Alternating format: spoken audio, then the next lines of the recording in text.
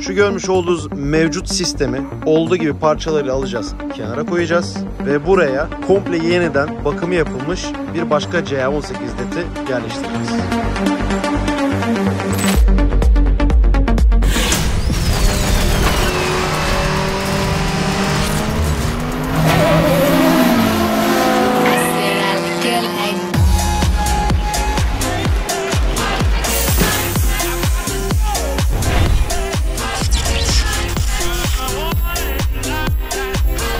Yukarı Tokyo Garaj'dan herkese tekrar merhaba. Tatil güzel miydi be? Güzel geçti mi tatilin? Güzel geçti. Biz bekledik burada ekmek parası. Faturalar birikti benim. Toplam kaç gün tatil yaptım biliyor musun? Kaç? 4 gün. 4 gün mü? Yemin ediyorum sana 2 haftada 4 gün tatil yaptım. 4 yıldır yoksun 2 ya. ayda. 2 ayda ha? 4 yıl gibi yani 4 yıldır yoksun Yok. gibi. Döndük arkadaşlar. Sağlam döndük. Senin tatilin nasıldı? Güzeldi tatilim. Belli yaramış. Rengin Evet. bile değişmiş. Bronzlaştım arkadaşlar. Haberiniz Güzel. olsun. Güzel. Arkadaşlar evet uzun zamandır yoktuk. Bir hafta kafayı dinleyelim dedik biliyorum. Kısa sürede de döneceğiz dedik. Birazcık uzamış olabilir fakat biz bu süreç zarfında ciddi şekilde çalıştık. Yani benim tatil yapma gibi şansım olmadı. Hem konserler vardı hem de sezonsal olarak ustalarla olsun, yapacağımız işler olsun bunların arasında zaman farklılıkları vardı. Bu da bizim işlerimizi uzattı. Fakat çok ciddi projelerde ilerlemeler kat ettik. Onları zaten paylaşıyor olacağız. Daha fazla bekletmeyelim değil mi? Bekletmeyelim, girelim Başlayalım. hemen. Evet, Yukarı Tokyo Garaj'dayım. Araçlarımla ilgileniyorum. Bakım yapıyorum. Bugünkü bölümümüzde ise aslında çok uzun zamandır dokunmadığım S13 bölümümüzle ilgili. Şimdi bu araç 2016 yılından beri bende. Tıkır tıkır çalışıyor. Fakat aracın bakım zamanı geldi. Turboda sıkıntımız var. Turbomuz ciddi şekilde yağ yakıyor. Çok fazla kaçaklarımız var. Derken ben bu süreç zarfında biliyorsunuz Tektox adı altında bir motor yapmıştım. O da CA18. İyi yapılmış bir CA için iyi bir usta lazım. Bu çizgiyle kavuşması gerekiyor.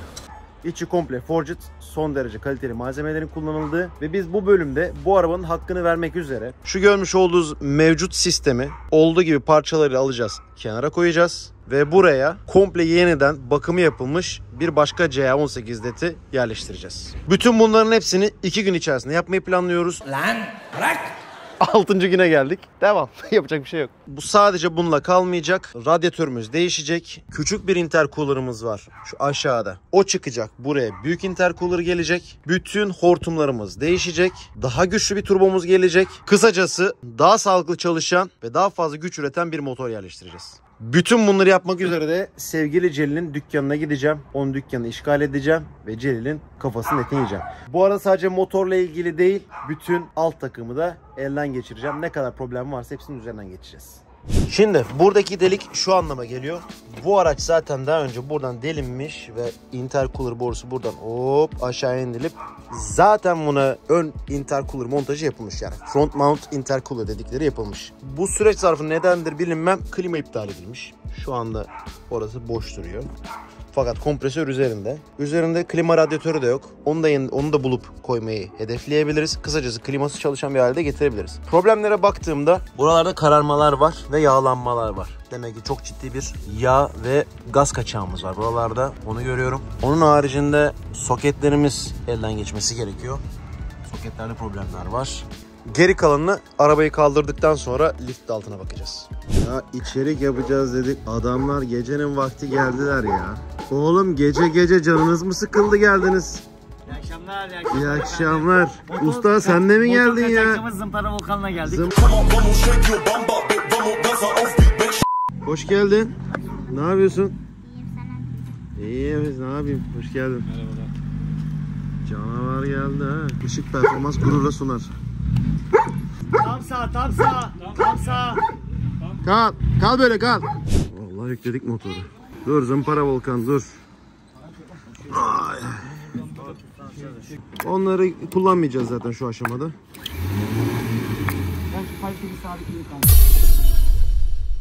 Gidiyoruz Celil'e. Bir yandan bakıyorum aklımda yapılacak ne var ne yok. Şimdi yolda basacağım. Bu arabanın neden hakkının verilmediğini siz kendiniz yorumlarsınız. Evet şimdi al sana performans. 2. vitesteyim. 2500 devirdeyim. 40 kilometredeyim. Her şey zır stok. Bir tane kapalı egzozum var. Açamıyorum onu, bağlı değil. O yüzden ses çıkmıyor. O zaman performans geliyor. 2'de hazır mısın?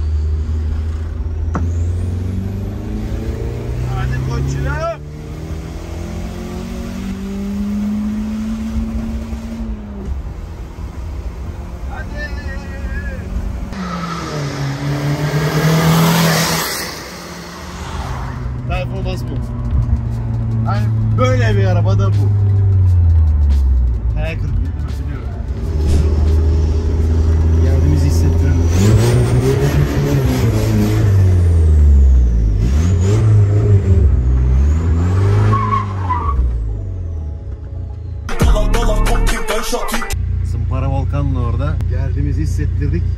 Işık BMW'ye. Hadi bak.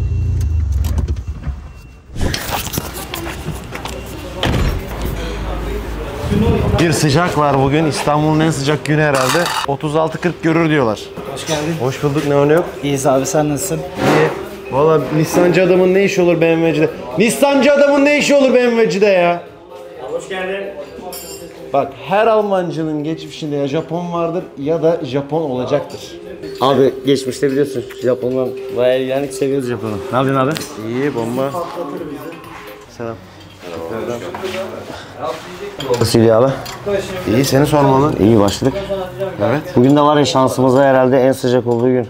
Bugün en sıcak gün hayat abi. Ben de çocukları kandırdım. Kardeşim dedim rahat olun. Motor geliyor, her şey hazır. Direkt soketlerini takıyoruz. Hemen sökeceğiz. Hemen 1 saat, 2 saat. Hemen söküyoruz, atıyoruz. Tamam abi dediler, bakalım. Yalan yok. Sök tak var. Var var. Sökeceğiz ve takacağız.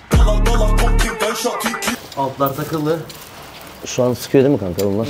Saplamayla dokunmadın mı saplamaya? Şu anda dokunmadı abi. Bir bassın önce bir bakalım değen bir yer var mı, ona göre keseceğiz. Şey hissediyorum ya, böyle ameliyata giriyormuş gibi. Anladın mı? Böyle üzülüyorum. Bak net kalp ameliyatı bu iş. Gerçekten mi? Net kalp ameliyatı. Esasında tam kalp ameliyatı dersen böyle temiz bir tezgahta motorun toplanmasıdır o. Bu birazcık daha basit bir ameliyat diyebiliriz. Organ nakli. Basit.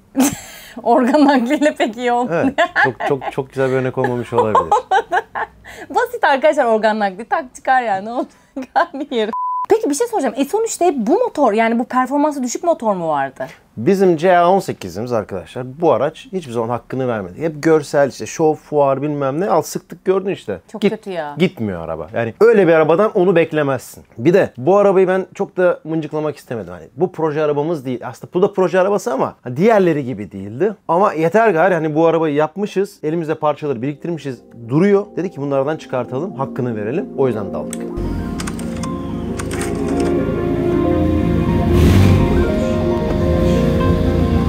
Ben şimdiden başladım sökmeye.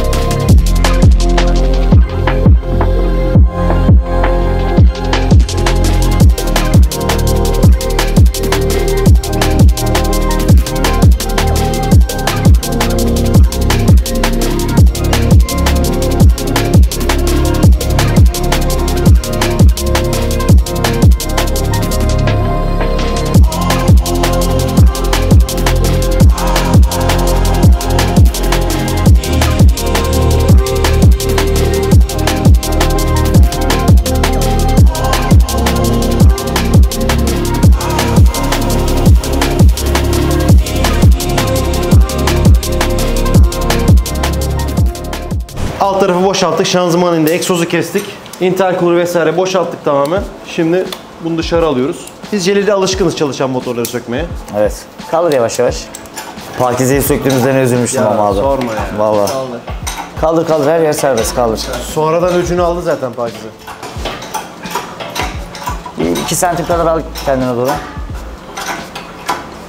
Bir çalışan CA daha sökülmüştür. Öyle deme. Çok kısa süre içerisinde Altima'ya girecek bu. Altima hangi Altima? Bizim Altima. Bir kadın Altima'ya. Biraz daha çek istersen, çok az. Alıyorum. Tamam, çek yavaşça.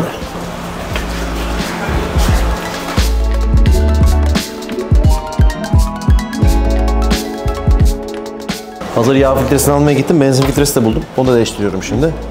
Hortumlarda ufak tefek ağız bozulmaları var. Onları kesip değiştireceğim. Hatta demirden itibaren, şuradan itibaren değiştirmemde fayda var. Bak çatlaklar başlamış.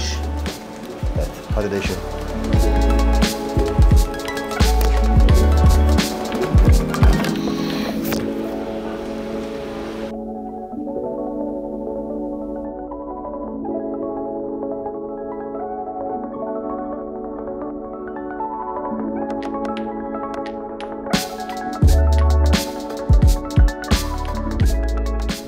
kişisel bir soru soracağım. S13'ü aldığında zaten motorunun iyi olması gerektiğini bilmiyor muydun? Niye bunda düşük bir motor vardı? Ben onu merak ettim sadece. Bu aracın motoru bu. Ha bu mu?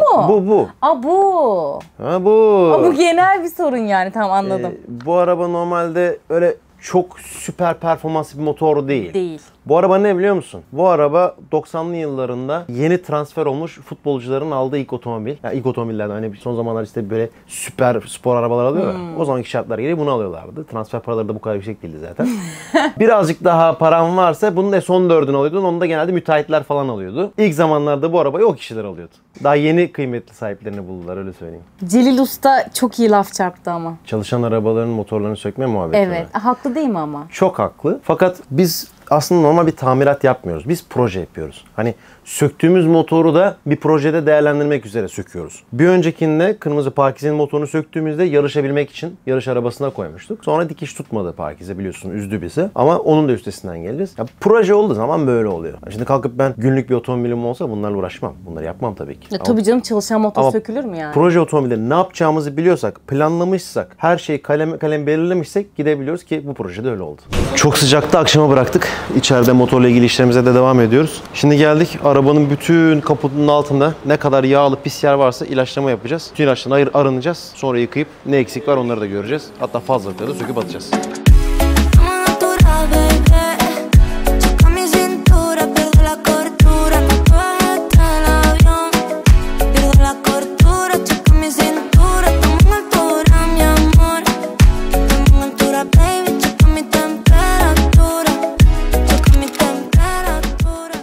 İkinci gündeyiz. İkinci günde devam ediyoruz. Neler yaptık? Eksik parçalarımızı lazerde kestirdik. Onlar bitti.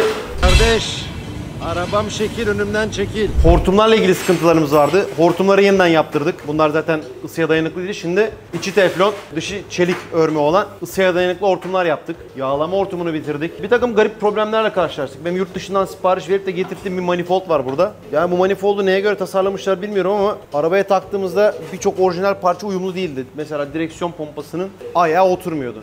Celiller onları tıraşlamakla geçirdi falan. Kısacası bölündük. Sanırım iki gün aşacağız gibi gözüküyor. Çünkü çok fazla aksilikle karşılaştık. Ama yılmıyoruz, devam ya. Eksik neyse tamamlıyoruz. Ya şimdi yurt dışı murt dışı ya. O yurt dışının ne olduğunu çok iyi biliyoruz yani. Ne? Çin değil mi o? Çin. Yani Çin dememek Bak, için orada bir dememek sürü şey. için uğraştım. Bir Alman manifoldu değil kesinlikle.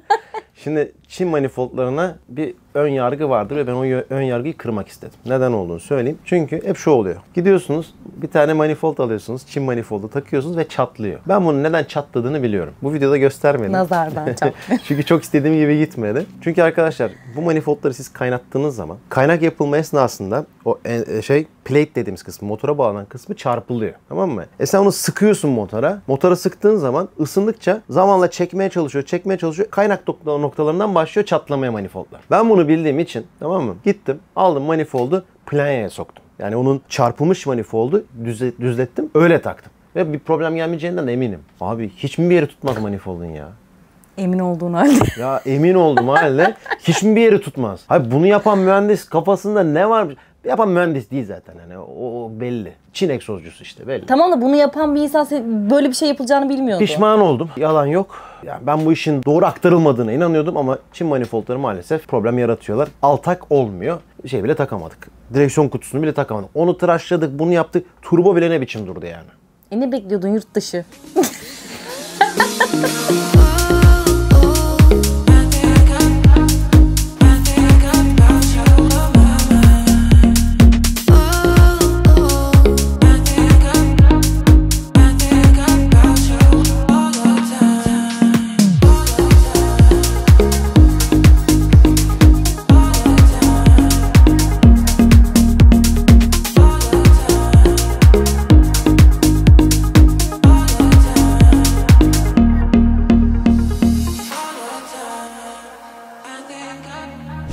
Yine Eray Civata'ya geldim. Eksiklerim var, onları tamamlayacağım. Bunları paslanmaz seçtik. Böylece çürümesiyle falan uğraşmayacağım daha. Hatta bunların ikinci kullanımları daha kolay oluyor zarar görmedikleri için. Ne yapalım da yerleştiriyoruz artık işte. Gel.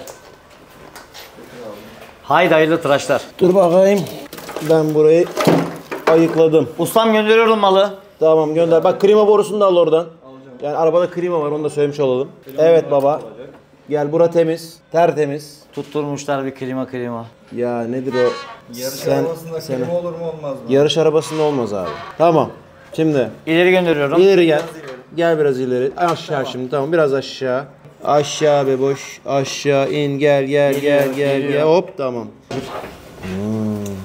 Turbo nasıl 0'a 0 geldi oraya ya? Burada bir şeyler sıkıntı aldık. Doğukan abi biraz o tarafı destekli tut, kaldıracağım. Biraz yana yatsın. İndir ya şöyle bana bakıyor. Tam klima borusuna takılıyor. Yalnız hoşuma gitmeyen bir durum var orada. Turbonun durduğu yer çok yakın şeylere falan ya. Sanki turbonun biraz daha şu şekilde durması lazım değil mi? Yani bu tarafa doğru. Evet. Çünkü şey olarak da hatırlıyor musun? Kulağın direksiyon pompasının ayağının cıvatasına değmişti ya. Sanki biraz genel itibariyle böyle dönmesi Böyle gerekiyor. fren hidroliğine falan bilmem ne çok yakın, hoşuma gitmedi. Neyse ya, keyfimiz kaçmasın, akşam maç var. Maç mı var? Tabii. Maç değil, marş. Düz nasıl duruyor? Tam bu şekilde mi? Bu şekilde. Bir ayarlasana. Tam düz duruşunu ayarla. Bir saniye. Şu ayarda. Bekle bakalım. Nasıl böyle? Bu şekilde duruyor. Ben de bir göreyim neye bakıyorsunuz öyle. Abi. Tam şuradan çıkıyor ya bak. Egzoz borusunu buradan nasıl göndereceğiz? Yok, gönderin. Bırakıyorum. Hemen direkt 2 tane dirsek yapacak. Kim? Ya 2 dirsek yapacak da bunun şunu olan sıcaklığına baksana. Yani Böyle daha çok kaynıyor. şu ısındığı gibi hidroliği Normal ısıtacak. şartlarda bunun burada durması lazım. Ya da bu turbo manifoldunun bu tarafta duran tip olması lazım. Ya manifold doğru, turbonun salyangoz tipi yanlış. Bence manifold Doğru mu? yanlış abi. Ya da manifoldda bir hata var. Sanırım bu salyangoz hatalı. Yok, salyangoz doğru.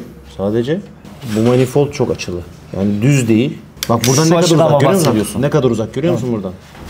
Ben sana bir şey söyleyeyim mi? 2 sıktım, 3 sıktım, sonra fren yok. Abi Burayı çok çözeriz bak Berkan ile. gereksiz yakın abi, baksana ya. Yani gereksiz yakın. Yani bunu uydurmak için frenin yerini değiştirmek lazım resmen.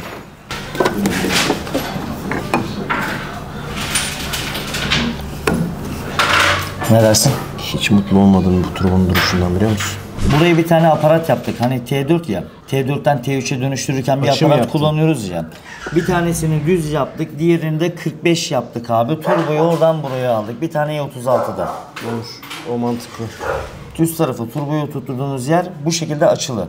Dolayısıyla ne oluyor? Turbo bu tarafa doğru geliyor. Evet. Onu kendimize göre ayarlıyoruz. İşte 2 santim atıyorum, gerisini 15 derece, 25 derece, 30 derece. Vay arkadaş ya. Bu 500-600 dereceye kadar ısınıyor değil mi o şey? Evet. Aklıma şu takıldı. Yani onu 5 santimde 6 santimde kenara kaydırsanız 500 derecelik bir ısıya yine de nasıl dayansın o fren şeyleri? Ha, güzel soru. Tabii ki bundan sonra izolasyona gidecek onlar. Ha. Tabii onu yapacağız. Güzel soruydu. Ben değiştim ve geliştim arkadaşlar. Belli görüyoruz. Aynen.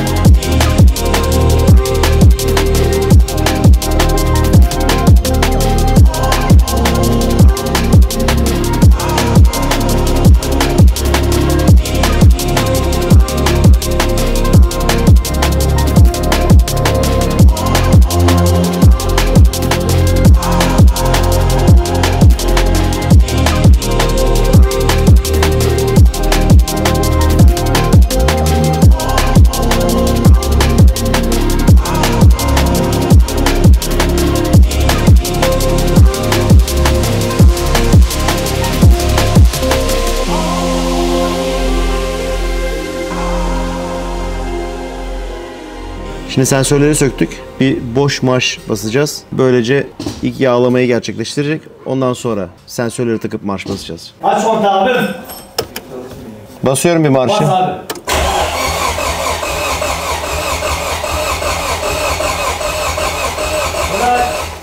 Ben bu arabanın sorununu biliyorum. Bu araba bozuk.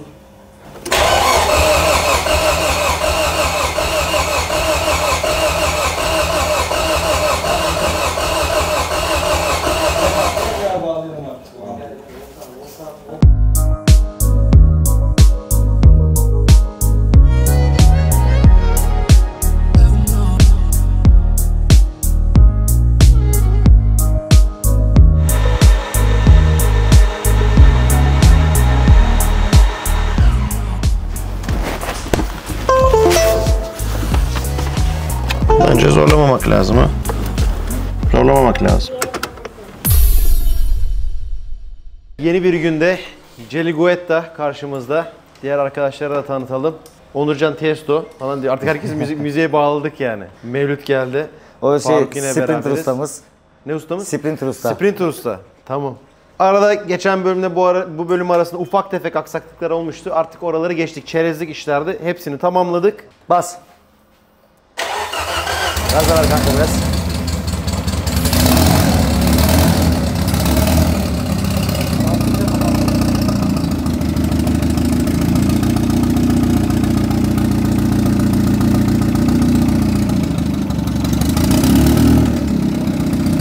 Buradan şimdi havuç, soğan, domates, ceviz, salça veriyorsun abi. Karıştırıyorsun.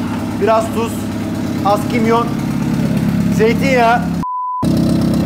Bu Nissancılar böyle çok nazlı. Yok rodajmış, yok bilmem neymiş. Emelli olacak. Bak çalıştırdın, ses kesildi.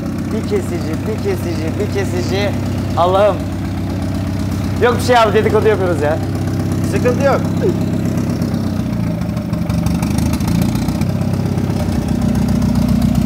Abi parmağını mı soktun, bana mı öyle geldi? He, parmağımı soktum. Mil dönmekten vazgeçmişti. Ha, çevirmek için. Dedim vazgeçme. Devam et oğlum. Diren. Hadi oğlum. Yapabilirsin ve yapıyor şu anda. Maşallah var. Maşallah var. Motora böyle güzel laflar söyledikçe, güzel kelimeler söyledikçe farkında mısın? Bebeğim. Bir avans geliyor, geri gidiyor. Bir böyle bir etilleniyor, geri çekiliyor. Umutluyum. Bak, güzel bir ses, güzel bir performans bekliyoruz yani. Evet, gelecek. Arabayı çalıştırdık. Yatak rodajındayız. Bir yarım saat çalıştıracağız. Sonra yan değiştireceğiz. Devam. Sonra da egzoza. Bu arada araya biz bir yalıtım malzemesi koyduk. Dokunuyorum da arada sırada hani buralar gereğinden fazla ısınıyor mu diye. Mecbur. Yağ değiştireceğim, öyle götüreceğim. Zaten 20 dakikasında doldu.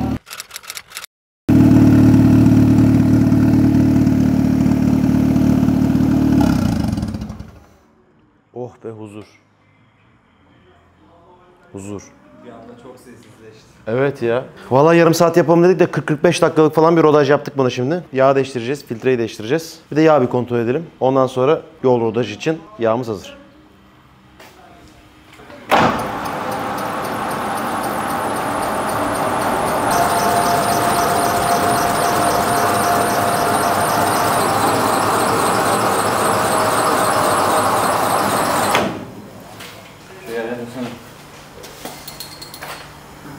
Evet, ben bu bilgiyi Instagram'da gördüm ama bilmeyenler için de paylaşalım dedik. Yağ ile elin yanacağına bak, böyle bir metot kullanabilirsiniz. Şu an motor yağı sıcak. Böyle daha çok yanacakmışız gibi hissediyorum içimde. Çevir. Bak, üstünde beyaz tişört var. Abi bunu süzebileceğimiz hiçbir şey yok mu ya? Tava Bizim temiz şey mi? Onu da nerede? bilmiyoruz. Sulu tavaydı abi. Diğerinden daha temiz. Şeyine bakarız, yüzeyine bakarız.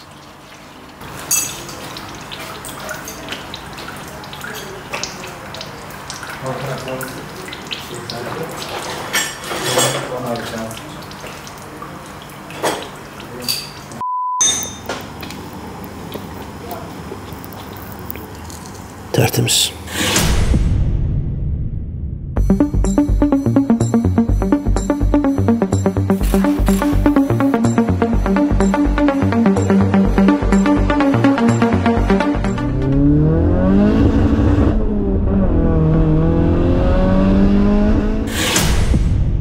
Arkadaşlar, yeni sezon tişörtlerimiz geleli çok oldu fakat bir müddettir video yayınlamadığımız için bunları YouTube vasıtasıyla sizlere duyuramadık. Hatta kalkayım şöyle NOS tişörtümü de göstereyim. Bu 6 tasarımımızdan bir tanesi. Ama size müjde, yeni sezonumuzun şerefine tüm tişörtlerimizde hem yeni sezonumuz başladığı için hem de yaz sezonu sonuna yaklaştığımız için indirime giriyoruz. Ama hak geçmesin diye de şu ana kadar tişört almış arkadaşlarımıza da mail vasıtasıyla birer indirim kuponu gönderdik. Onlar da bir sonraki tişörtlerden uygun alabilecekler. Olmadıysanız tekrarlıyorum. Lütfen hesabıma abone olun. Sizleri seviyorum. Bir sonraki bölümde bir dakika. Haftaya ne var? Oh. GTR var. Haftaya GTR var. O bile şaşırdı. Oha, GTR var. bilmiyordum. Haftaya GTR var. Görüşürüz. Hadi bakalım. Terazi burcu musun? Bu ne adalet ya. İndirim kodlarınızı şey yapın. Bakın maillerinize. Bu kadar. Nice check.